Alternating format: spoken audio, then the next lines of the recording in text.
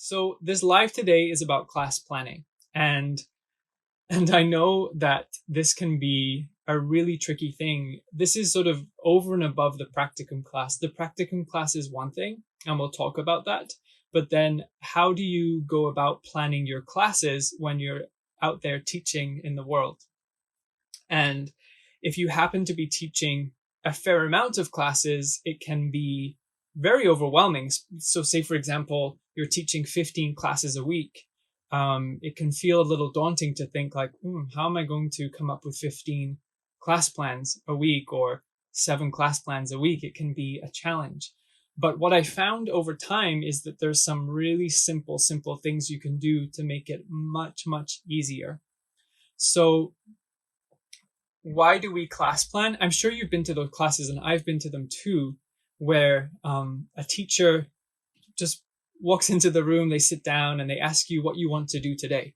And, students say, oh, let's work on hips or let's do low back stuff. And then they just sort of magically come up with a sequence there and then catered towards you. I'm going to tell you a few things about this. The first thing is that I wish I was a teacher like that, because I spend a lot of time planning my classes and I'm always really in awe of people who are able to be so spontaneous. I think that's a great skill to have. I've also heard from many teachers who do this that they don't really take into account those things so much. If a student sitting there and asks for hip things, well, generally a yoga class is going to have some sort of hip stretch in there. Balanced yoga practice, there'll be some hips. There'll be some things for the low back as well, probably, whether it's strengthening things. So when a teacher sits there and asks students, it's hard to say if they're really building the class off what students are asking, or they're just giving students an opportunity to share what they need. The other thing about that is that I've heard from some students that they actually would prefer not to be asked, because they're coming to be offered a practice. They're not coming to create a practice themselves necessarily. So when we're asking students what they want to do that particular day, we're telling them in a way, maybe not explicitly, and it could differ from person to person, that we don't have a plan, really, and we want to make the plan now.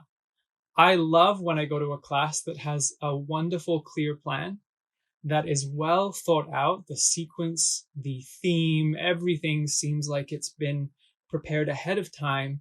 And I know that I'm in safe hands. In some ways, a well-planned class helps to create a safe space for students and teacher.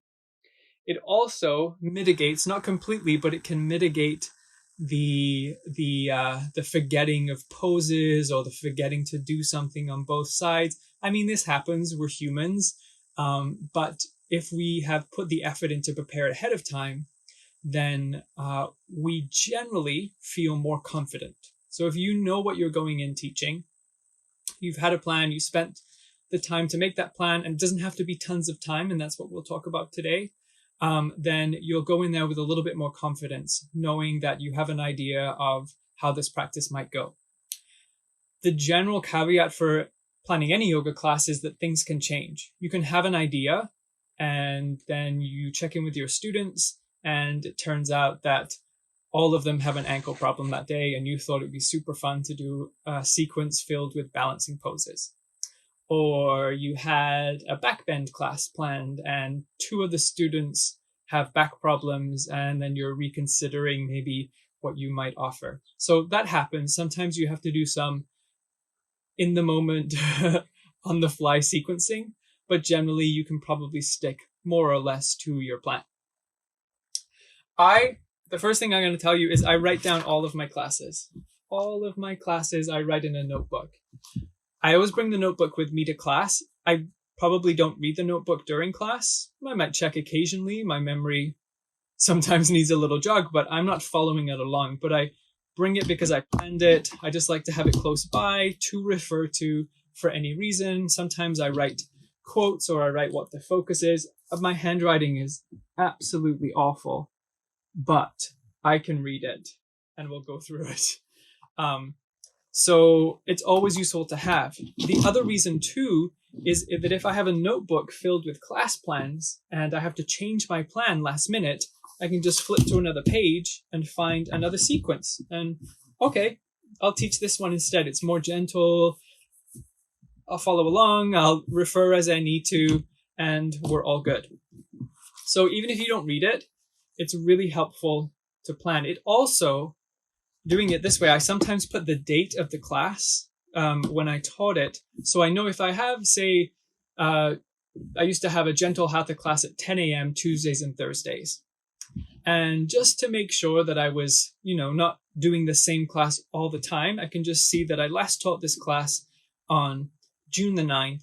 So if it's June the 20th, I might try a different class plan that day, maybe. So this helps for the future too, because you can just pick up one of your already made class plans and teach it if you're subbing in a studio, subbing online, all of these things. You've got classes ready to go, and this is so helpful. As a student, I'm sure many of you can understand and know when a teacher's not prepared. And it does come across and it's palpable. And so as a teacher yourself, I think taking what can be as short as 15 minutes or longer to prepare your class is good for your students and also good for you. So how do we do this? So for general classes out there in the world, in studios or online, I like to have a skeleton plan. So a skeleton plan that I can use and then apply to other classes. So what I have here is a hatha for stability. It's a 60-minute practice. My focus, I don't know if you can read it, is on the feet, on grounding and on the earth. And then I'm working on the root chakra. So that's my theme. Those are the elements that I'll be bringing in. So when I'm starting the class, I'll probably speak a little about grounding, about the earth, and about stability, using the feet, using the legs, feeling that sort of support underneath you. Great. You can see here, I'm reading it backwards, this will be fun. I'm starting in Shavasana, there. And then I have my own shorthand. I recommend developing your own shorthand because it's so helpful. Shavasana, then wind relieving pose. So that's just one knee to chest stretch. TTN is thread the needle. And then we're transitioning to tabletop.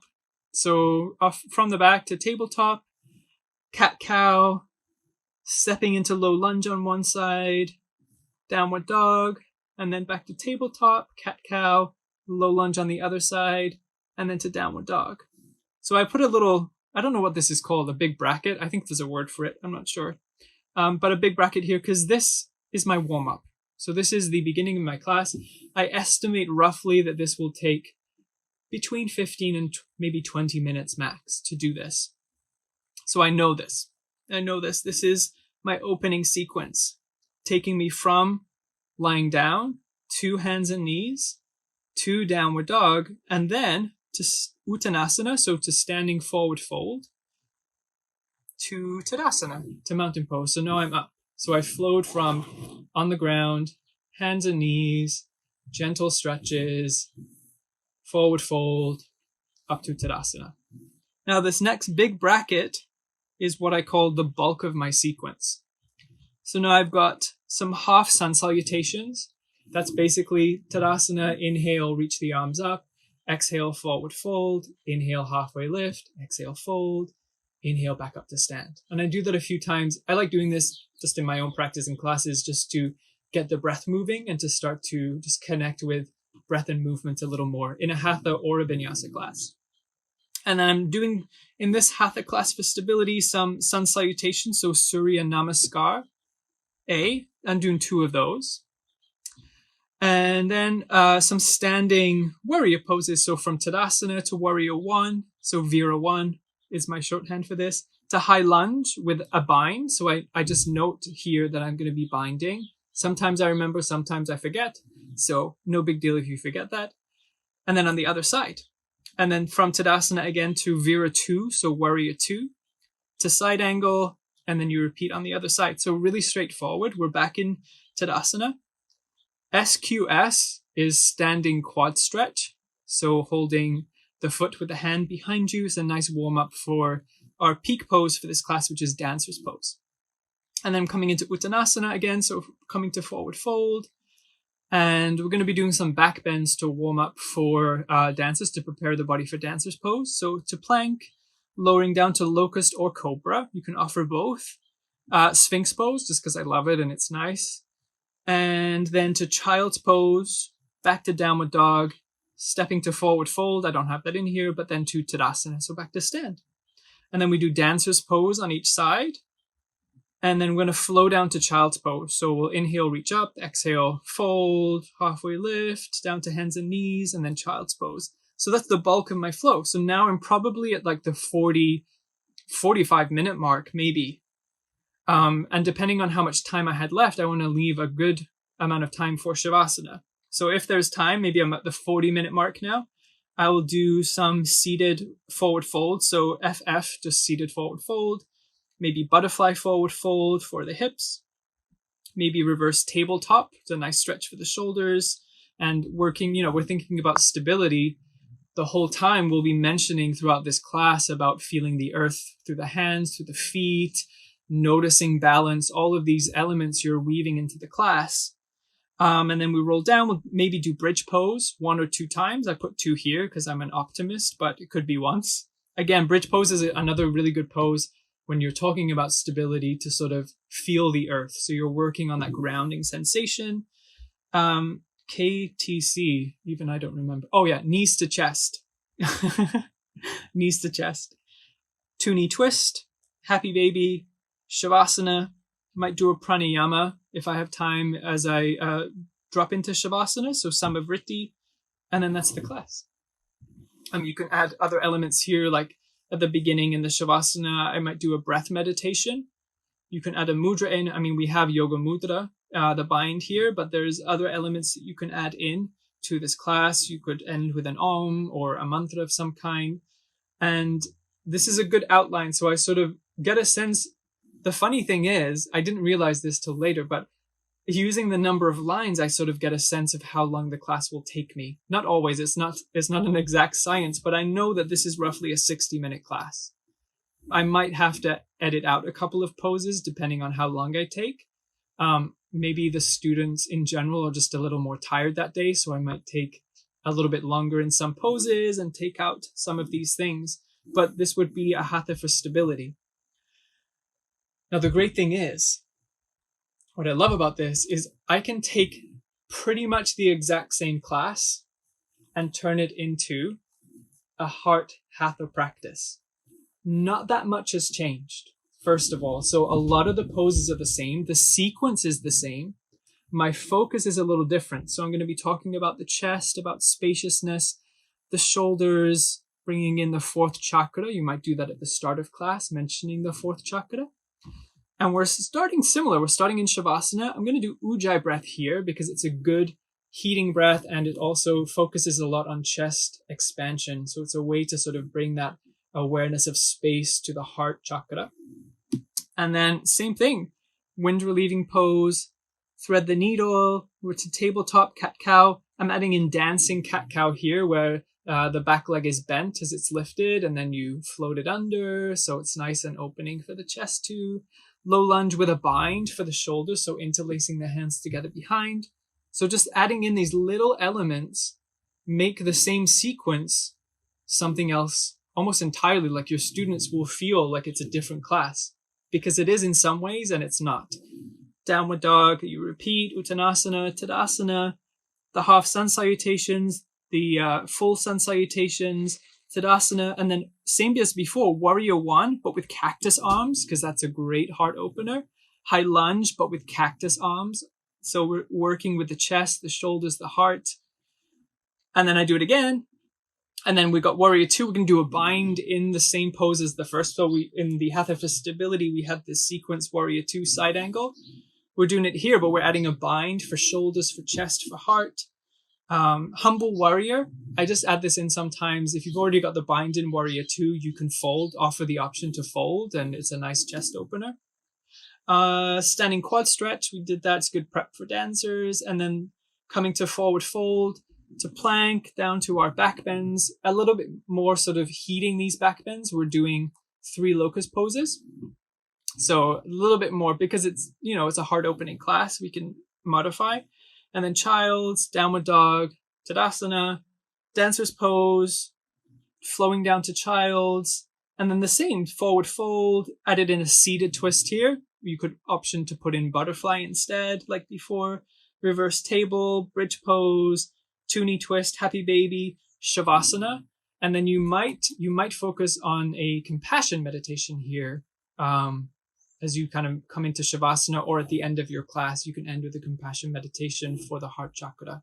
So that is pretty much entirely the same class, but it's a little different. And so if you wanted to make this class say we take the same class, we'll take the hatha for stability, and we wanted to turn it into a hip opening class, so we want to focus on the hips a little more, then we can put in pigeon pose somewhere. We can focus, and sometimes it's just the words that you use through the practice that make the difference. So say, for example, in high lunge, we'll talk about the hips opening. We'll talk about that feeling of space in the pelvis. In Tadasana, we'll talk about that length at the Uttanasana, the length at the back of the legs. In dancer's pose, we'll talk about the hip opening, the back thigh, getting a lovely, lovely stretch here. So it is a lot simpler than we think. So you could take this same class, this same sort of skeleton sequence, and sub in some poses, take out some other poses, and make a whole new class.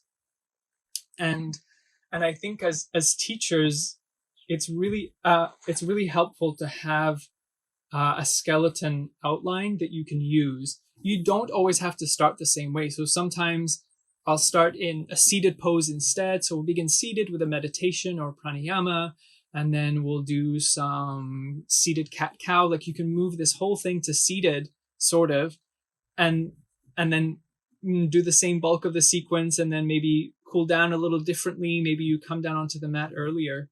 But once you've got an outline you can use, it's really easy to pull different things in, to take things out, to create a whole new class. And you're not having to start from scratch. You're not starting from the beginning again, because you have an outline. So now this would be like maybe I'll call it a public yoga class, because they're a little different in some ways, depending on the studio you're teaching at or the center you're teaching at. You might not be able to, maybe they don't want to have any mudras maybe in these classes, or maybe they don't want any Sanskrit in the classes. This happens. So, this class is maybe a little bit more accessible. For your practicum class, it can be very similar, that this sort of idea of a skeleton class, but you need to make sure that you add in the elements of mudra, mantra, meditation, pranayama, those things. And those are really easy to add in. So once you've got your outline, you just make sure that your pranayama is somewhere appropriate, that your meditation is somewhere appropriate. There's a place for the mantra, there's a place for the mudra. So if I was teaching this as my practicum class, I'd maybe begin seated, and I'd start with a breath meditation, the breath and breath sensations, and maybe do some seated stretches, seated cat-cow. Maybe let's say it's the heart chakra, we'll do lotus mudra for the heart, and then following the similar kind of sequence and plan, depending on what it is you're doing, and then ending with a pranayama technique before shavasana, doing shavasana, and then ending with a mantra. And once you've made sure you've got all the practicum criteria elements in, you're good. So it can be a lot simpler. Now, the other thing that I think is really important to mention is that when you're teaching a lot of classes, so you're out there, you're teaching a bunch of classes, it can feel sometimes as a teacher that you're teaching the same thing too much. And I don't know about you, but for me as a student, I don't really notice that.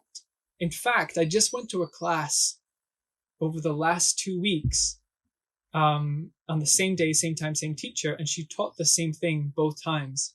And I didn't realize till after, and someone mentioned it to me, but I really enjoyed it. Like, I really wasn't thinking too much about it, how similar it was to last week. I've never done that as a student, really. So it's fine to use the same sequence. Your students, they won't mind. In fact, when we think about anything in life, doing it multiple times is a way to help us practice. So in some ways, it can be really helpful and accessible to have a similar or maybe the same sequence. You can just change the intention. So you can have your Hatha for stability sequence, but make maybe the intention for the practice or the theme of the practice is mindfulness. So it's the same Hatha for stability. I'm not changing anything, but my theme for the class is mindfulness of movement. So mindfulness of how I'm breathing and how I'm moving throughout the whole class. And my job as the teacher is to weave that through this sequence. And it changes. So it changes the practice for your students. It changes it for you. So all of a sudden, it's a little bit of a different practice. And you didn't have to take an hour and write out a whole new sequence. You just were very creative and thoughtful about what it is you were teaching. And so the other thing is, I wrote this class as Hatha for stability. But say, for example, I go to class and everyone is feeling maybe really stressed because something happened in the world and it's really thrown everybody for a loop.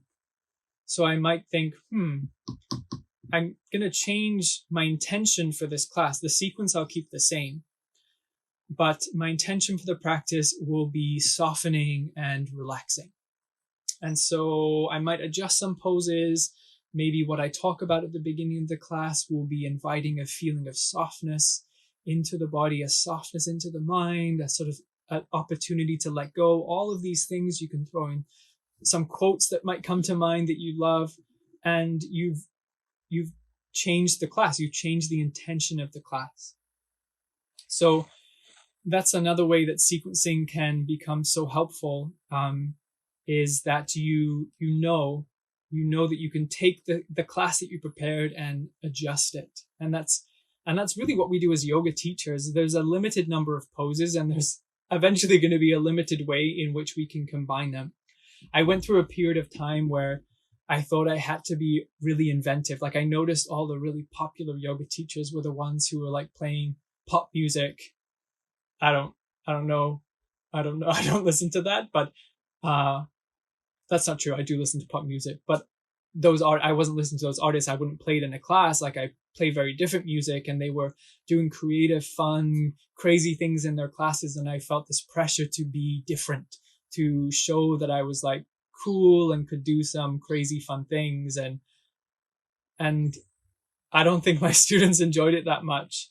And I found that what they really appreciated was just sort of the simplicity and the repetitive nature of some poses, and the elements that I brought in were elements of mindfulness and thoughtfulness and time to just check in with ourselves. And I found that that's what makes, for me, a really good class as a teacher, is when I can bring in these elements.